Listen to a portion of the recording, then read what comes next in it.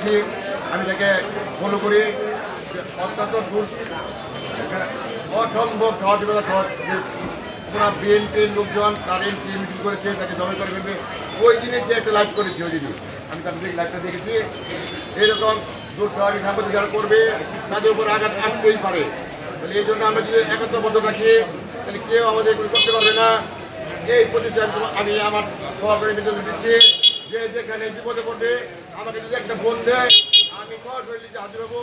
এবং এটা বর্তমানে এটা 3-4জন সাংবাদিক আছে তারা প্রমাণ পেয়েছে। আমরা সবাই যে দ্বন্দ্ব ভুলে গিয়ে কাছে থেকে রাগ আছে, এই চিন্তা বাদ দিয়ে আমরা সবাই ঐক্যবদ্ধভাবে একসাথে থাকলে কেউ কিছু করতে পারবে না আমাদেরকে। আমরা এই আশা আমি আপনাদের গ্যারান্টি চাই। আর এই যে ময়মনসিংহ প্রেস ক্লাবের যে সাইফুল ইসলাম এখন সেক্রেটারি হয়েছে, সে বঙ্গবন্ধুর মাজারে ফুল দিয়েছে, তার ছবি আমি এনেছি, আমি প্রকাশ করবো আজকে। আপনারা সবাই শেয়ার করবেন।